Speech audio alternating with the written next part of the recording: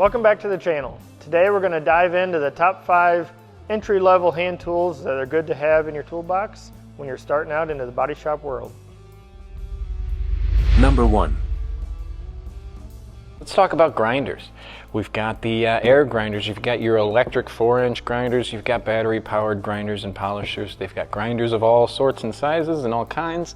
Tons of discs and ways to mount them and attach them to make these tools quite versatile, and they are very, very useful in automotive restoration.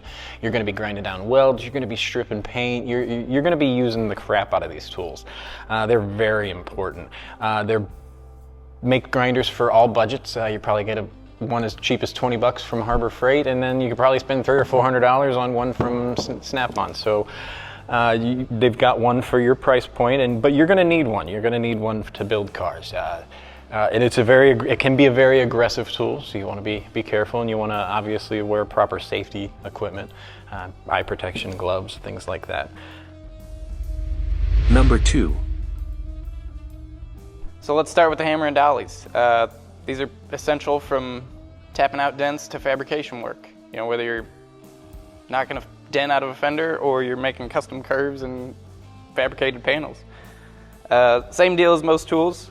There's many price points on these. You got some of your higher end hammers, they're nice, but I've also got some cheaper hammers. They've all got different shapes in them, and you're gonna need a little bit of everything when you're doing this. No two panels are the same. You know, we don't build the same thing every day, so you gotta have a variety. Same with the dollies. Whether it's purpose made,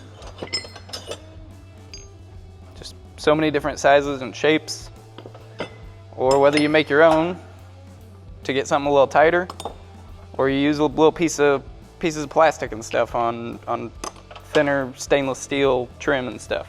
It's a pretty essential tool to have. Like I said, whether it's bodywork, fabrication, anything, it helps you shape metal. That's the purpose. You're gonna need a set. Number 3. The next tools that we're getting into that we recommend are our trim and molding tools. Most of the time these are plastic. That way you can get up against paint and don't have to worry about marring it or scratching anything. We use these in our world in a variety of different ways. Not always what they are used for, but they work. A lot of times we'll use them to tuck tape in a corner if we need to. You can use them as gapping tools if you need to, because they don't mar any panels. They're just a good assortment. Obviously you can buy a really good big assortment or a variety of all different sizes, shapes. They make them in metal, plastic, whatever you want to use them for. In our world, we don't use them very often for what they're truly used for, but as you get into newer cars, they work great for taking door panels off, popping trim off, anything along those lines. Number 4.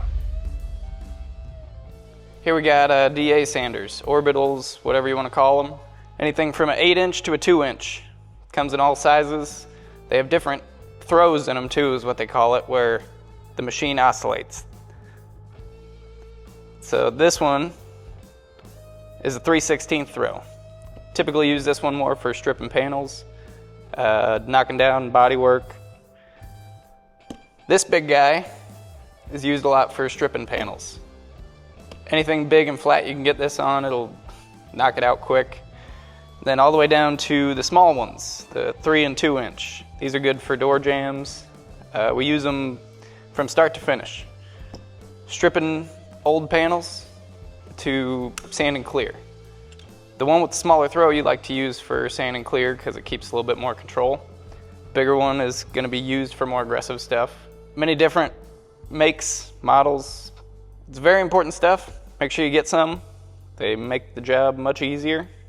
You don't have to hand sand everything with these.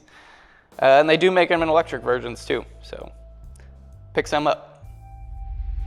Number 5. Right, and last but not least, we have our sanding blocks here. Now, the sanding blocks that we use are all made custom in-house per application, and that's so we can control the length and the width that we need, as well as the thickness, because that controls the ability to flex or not flex the sanding block. Now, these are great to get the mirror flat finish that we were after. And we'll use these early on in the bodywork stage. We'll use them to sand primer, and we'll use them in the clear sanding process for the color buff at the final stage. So they're very important all the way through.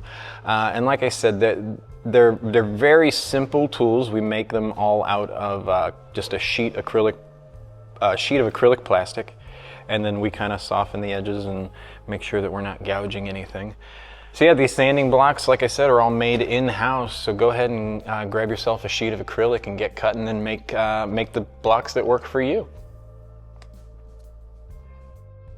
Thanks for watching. If you want to see more build videos like this, help us out by liking, commenting, and subscribing to our channel. And it's a little thing to do, but don't forget to turn on those notifications. If you want to buy merch, go to store.classiccarstudio.com. See you next time.